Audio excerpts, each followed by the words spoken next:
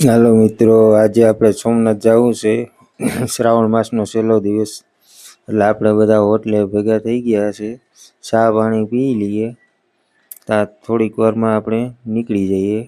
તો આપણે બસ તૈયાર થઈ અને મોટરસાઇકલો તૈયાર કરી લીધી. તીખાભાઈ આવી ગયા, આપણે નીકળી ગયા છે સોમનાથ જવા માટે.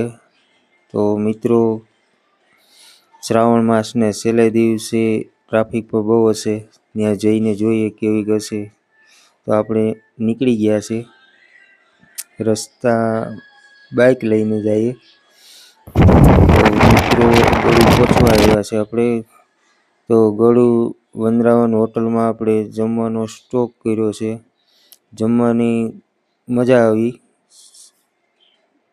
અહીંયા હોટલમાં બહુ સુવિધા સારી છે. તો આપણે જમવા બેસી ગયા છે અને જમી પણ લેવાની તૈયારી છે.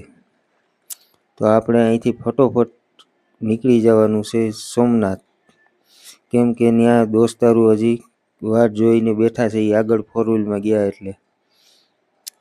તો રસ્તામાં આપણે થોડુંક દ્રશ્ય લીધું. તો અહીંયા ગળુથી આગળ વધારે પૂરતી નારિયેરી જ છે. તો નારિયેરીના ભાવ પર સારા મળતા હશે. આ બધા બગીચા જુઓ, મગફળીનું ખેતરું ને બધું ઓછા છે, વધારે પૂરતા તો નારિયેરીના બગીચા જ આવે. લગભગ ઠેકાણે આપણે એવું જ જોવા મળ્યું, વધારે તો બીજું કંઈ મળ્યું નથી. તો મિત્રો, હવે આપણે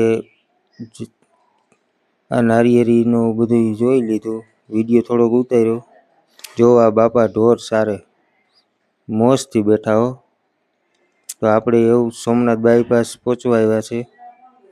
સોમનાથની અંદર આપણે ગાડી પાર્કિંગ કરી દઈએ. અહીંયા પાર્કિંગ ફાસ્ટેગમાંથી 50 રૂપિયા કપાય. આપણે અહીંયા જઈએ ને એટલે 50 રૂપિયા ફાસ્ટેગમાંથી ઓટોમેટિક કપાઈ જાય પાર્કિંગને. તો હાલો આપણે ગાડી પાર્કિંગમાં મૂકી દઈએ, પછી ત્યાંથી ફટોફટ આપણે નીકળી જઈએ. જો પાર્કિંગમાં ગાડી મૂકી, હાલીને હવે આપણે દર્શન માટે જવાનું છે ફટોફટ, કેમ કે આપણે મોડું થઈ ગયું. કામનાથ મેરામાં ગયા, પછી ત્યાંથી ખોડાદા ગયા, ગાત્રામાં દર્શન કર્યા. એ સોમનાથ દાદાના દર્શન કરવા જાવ. લોકરમાં આપણે બધી પાકટ ને મોબાઈલ ને એ બધું મૂકી દઈએ, કરી આવીએ દર્શન. દર્શન આપણે કરી લીધા. એવા કરણભાઈને થાય મોડું એટલે આપણે ફટોફટ